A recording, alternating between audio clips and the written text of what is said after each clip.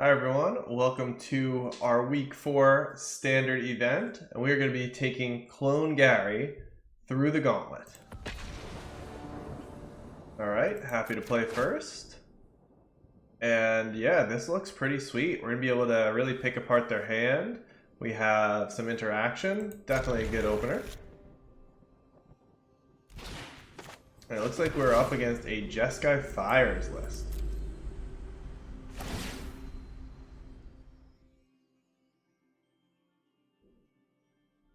So hopefully we're able to pinch them on resources enough that their start is slowed, as this deck is more of a turn 6 or 7 deck, whereas Fires can sometimes be a turn 5 deck.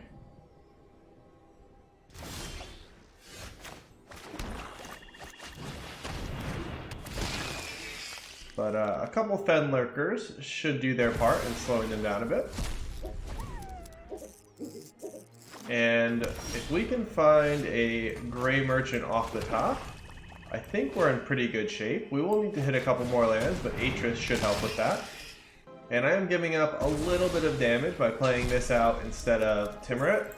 But again, I think it's really important that we try to constrict their resources while we can.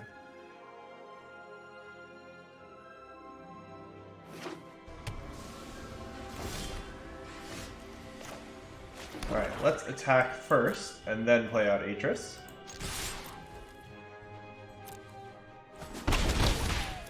It's reasonable to imagine that they might have a Deafening Clarion, although they just played this tapped. I feel like they would have cleared the board had they had it in hand. So more likely they have a Stomp.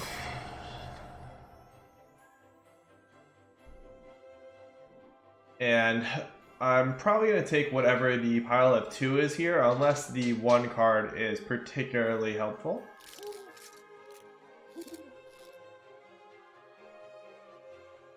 A Nightmare Shepherd could be really good in this situation as well.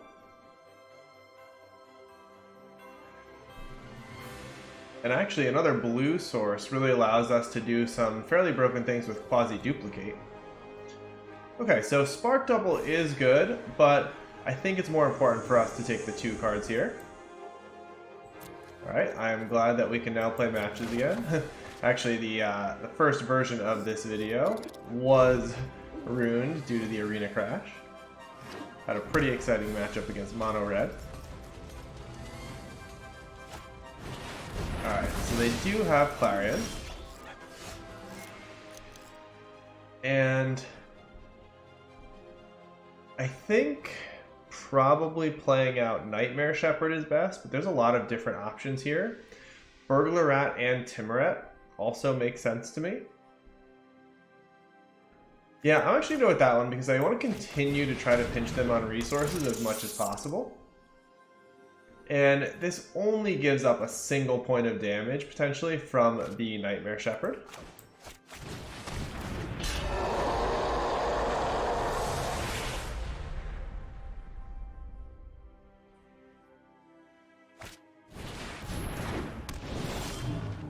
Okay, so here I do want to kill the Sphinx of Foresight.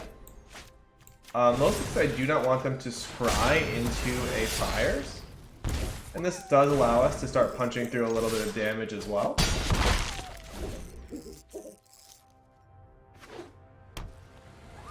I expect the Cavalier might be coming down though.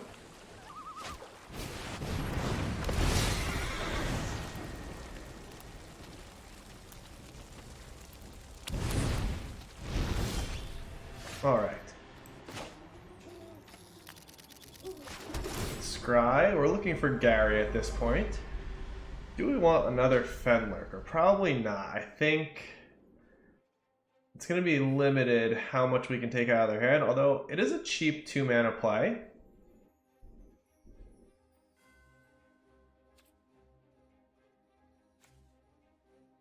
I am going to keep this actually. This will give us the chance potentially to totally empty out their hand. And here, unfortunately, we can't double spell. Let's get the Nightmare Shepherd down. And just swing in with both of our creatures.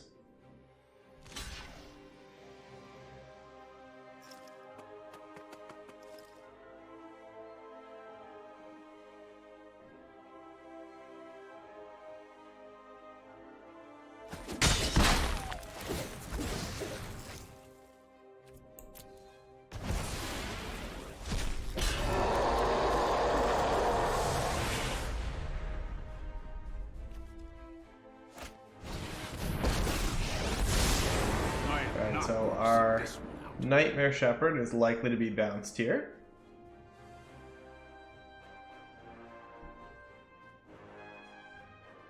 I may also be considering bouncing the copy of Timuret. Don't make it here.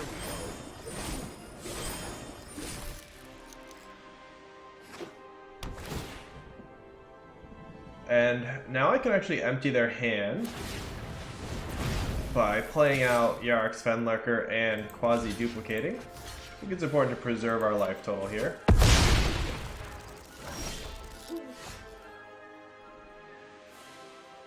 So, can Fenlurker quasi-duplicate? Let's kill the Teferi to start.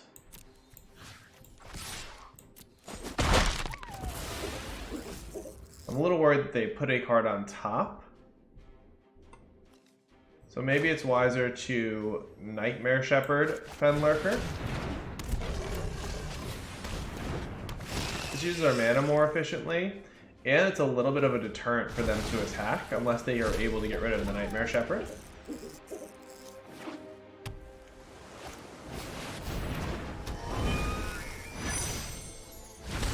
Alright, so now they can actually just get in with both. We'll probably take it and then attempt to kill them on the rebound.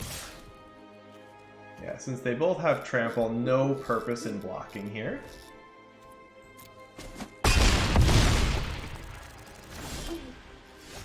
Okay. So what gives us the best opportunity to win? Let's go ahead and fetch a blue source to start out.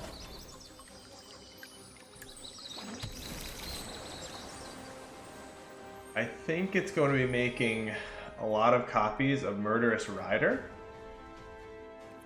So let's... Oh, we can only unfortunately make one copy on this turn, however. Okay, let's play out Murderous Rider. And then... Yeah, because of the fact this has 3 toughness, it is going to save us more damage if we copy it instead of the Nightmare Shepherd. So let's go ahead and do that. And can we afford to attack?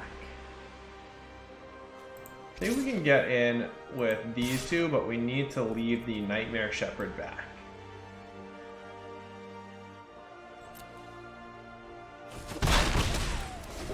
Alright, so hopefully they bricked here. Oh, Fairy is the opposite of brick. Stand by and watch. They're probably running the numbers here, seeing if they can trample over us, depending on what they bounce. They're going to be able to only pump once if they want to give everything trample.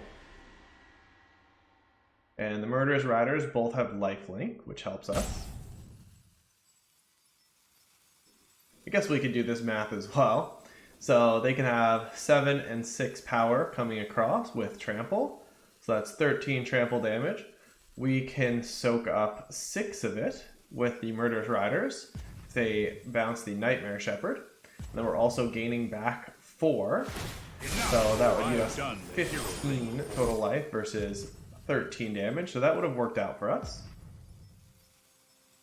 Alright, so did they draw something else here? So I didn't calculate this iteration. It doesn't really matter so much how we block. I guess it does matter because we have to force them to give trample here. In that case, let's just go ahead and block like this.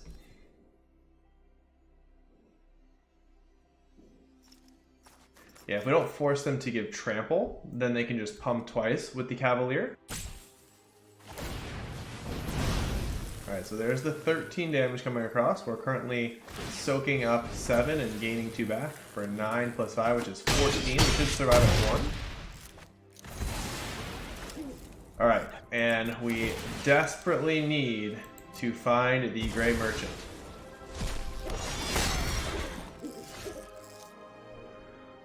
Another Nightmare Shepherd is not going to do it. I don't think there's any way we can quasi-duplicate our way out of this, but can't hurt to try.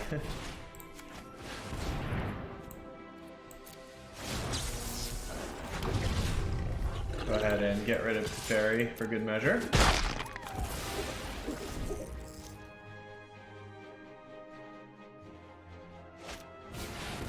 Ooh, and the Cavalier of Gales is definitely the nail in the coffin. If we were going to somehow survive, we are definitely not now. Unless they make a mistake. So they've given everything haste. They haven't yet given trample, so might as well attempt to block here. Go ahead and block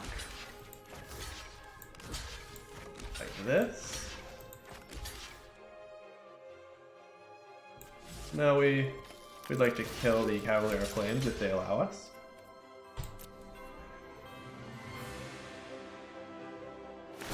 Alright, and there's the trample. Well played, opponent. Okay, so now we can come up with a sideboard play.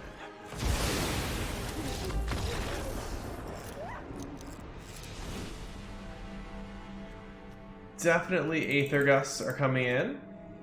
I think probably the Agonizing Remorse is also good. I'm going to cut 2 of the Burglar Rats for the Agonizing Remorse. Being able to pick the most important cards in this matchup is definitely a priority. They're not killing our creatures, so we're going to get rid of the Order of Midnights. And I think for the same reason we can shave the Midnight Reaper, which gives us 1 more cut to make. Since they're not using their graveyard, let's cut 1 Timuret. And this seems good. Okay. And yeah, I don't think we can do much better than this, so we're going to keep. Ideally, we can find an untapped black source with some of our scries here, so we can keep our curve going. But this is a really nice curve, and unless they have one of their best starts, I suspect it will be good enough. The fact that they've taken a mulligan definitely makes our Burglar Rat and Fen Lurker more effective, and the double mulligan makes it doubly effective. So I would say at this point the only thing that can stop us is our mana. But with 2 scries we should be able to find at least a 3rd land and hopefully all the way up to 5. Our opponent likely trying to figure out which cards to pitch here. That's exactly the card we wanted to see on top.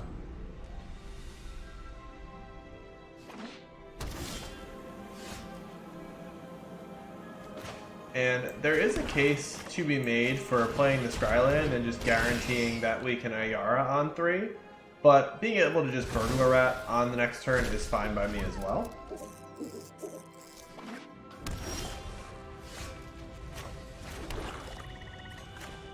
Here I do like getting Ayara down.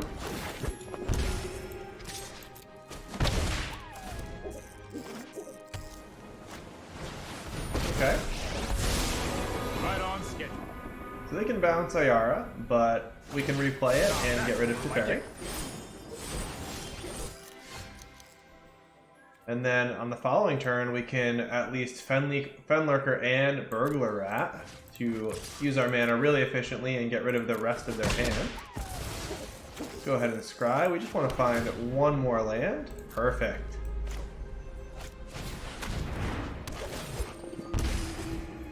So an interesting decision point will be if we choose to try to pick apart their hand or just go into our Gary plan right away. We'll see what happens here to help us make our decision.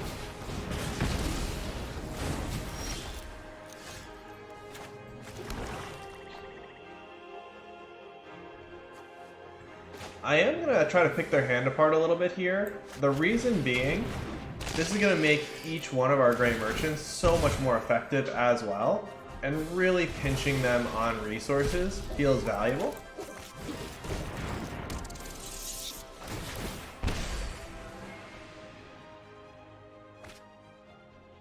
And then we could attack here. That definitely falls prey to Deafening Clarion if that's their last card. To get around that, we could keep Ayara back and sacrifice something so we can at least draw a card. I think that's better because both of the Gray Merchants will be enough, even if we don't attack here. So I'm going to play a little bit conservatively.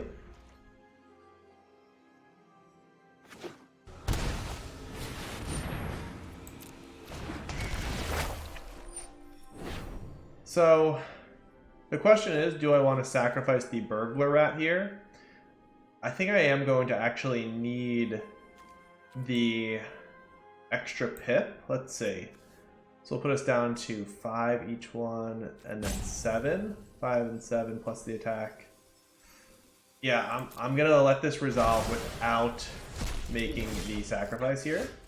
Let's go ahead and play out Gary.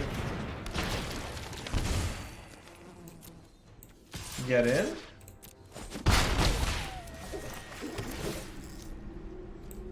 Yeah, essentially, I believe we would have been 1 point of damage short from killing them had we sacrificed the Burglar Rat and then tried to win with the Gary plan. So this works out a lot better. And we'll go ahead and throw the second Gary on the board. Alright, we get the good game. So it occurs to me that Mystical Dispute could be very good here as well, because Sphinx of Foresight and Cavalier of Gales are 2 of their most impactful cards. The Sphinx, really, the effect that it has in the opener is more impactful, but also being able to play it the turn that a Fires comes down can be pretty brutal. So I think I'm going to bring in at least 1 Mystical Dispute, probably for a Timoret or a Burglar Rat. Let's get rid of the Burglar Rat here. And it could also bring in the Faraka's Libation. I mentioned that this is a nice way to both have an answer to early creatures like a Robber of the Rich and the Fires itself. So let's bring in both of those. And what do we most want to cut? Cavalier of Night seems like it's probably way too slow. And I think we can do with 1 less Spark Double. Alright, certainly has a lot of sideboard cards for the matchup, so need to keep this one. Plan is probably to Fenlurker on 2. One of the nice things about Fenlurker specifically is that it is not a good target for Teferi to bounce. And if they do have exactly Robber of the Rich here, we have a lot of ways to deal with that as well. Go ahead and get the Fenlurker down.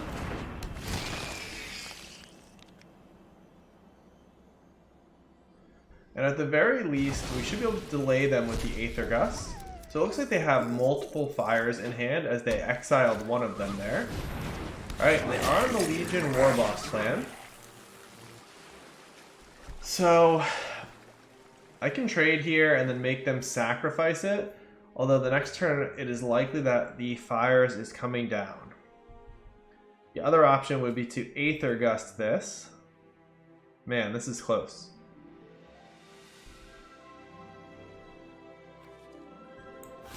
I am gonna, I think, try to make them sacrifice the Legion Warboss and hope that they are short on lands. Let's put a stop here. Maybe we can see if they're playing Fires before we go for the Faraka's Libation, although then that falls prey to something like a Mystical Dispute. Alright, one problem at a time.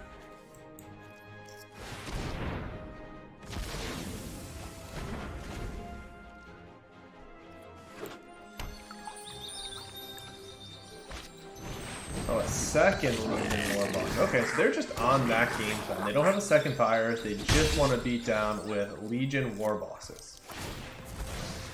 In that case, we can delay them quite a bit and start landing some Garys and hopefully cloning them. So go ahead. Put a stop there again. I think I actually want to shock myself here. Maybe not. Yeah, I'm going to go ahead and... No, I will shock, because then we can get double Aether Gust going, which is pretty nice. Alright, let's see what they are choosing to do. Okay, so we'll start out by Aether Gusting the Warboss. I'll move the stop now. And then the plan would be to Mystical Dispute the Sphinx if they try to play that now.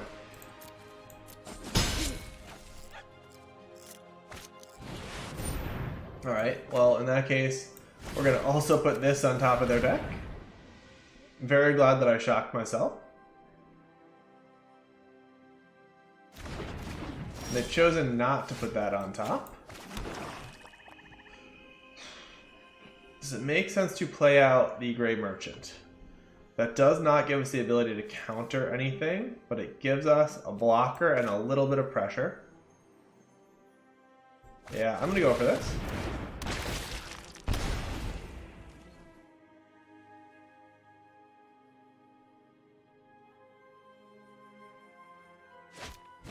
Alright, and they correctly chose to get the Sphinx of Foresight down. Let's go ahead and Fenlurker here. Start building up our devotion and giving us a creature that we can pump and attack with. And now we do have both Aether Gust and Mystical Dispute up.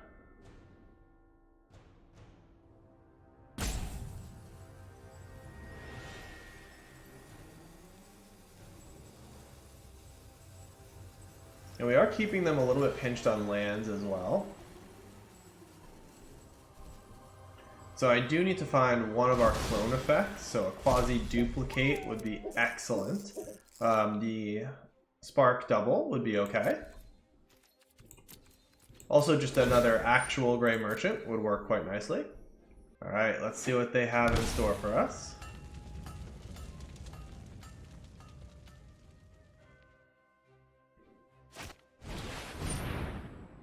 Devout Decree, and unfortunately they can pay for the Mystical Dispute here, so we cannot do anything about this.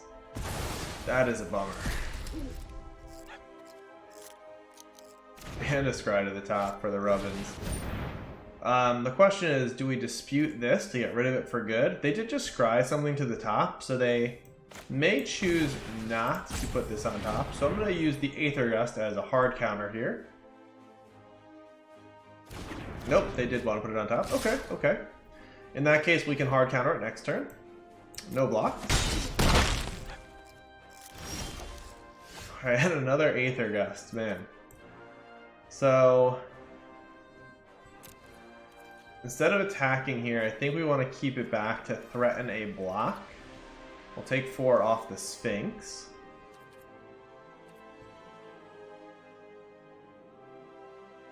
Because this does change their clock. So yeah, we're going to keep it back here. Scry is not going to do them any good.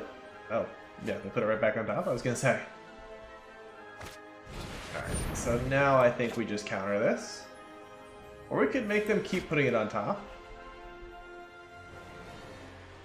No, let's just counter it.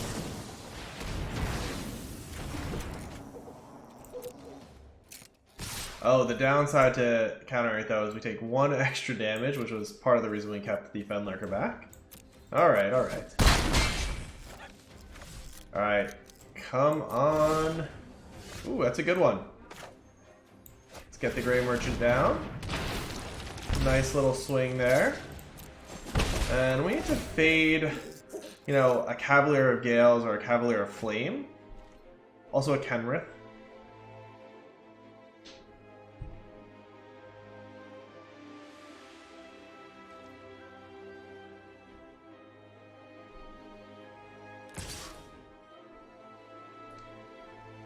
I'm not too worried about fires, because I can put that on top of their deck. Alright, let's get in with both here. I am going to pump the Fenlurker.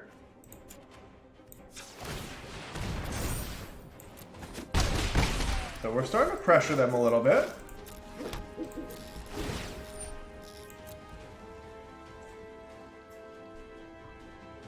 Another to the top.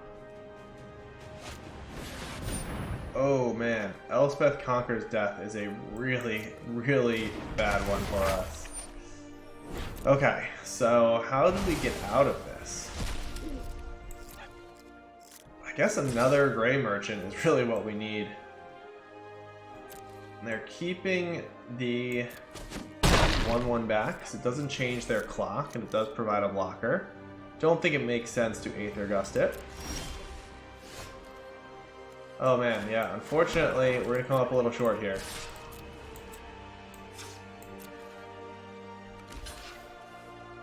Go ahead and pump.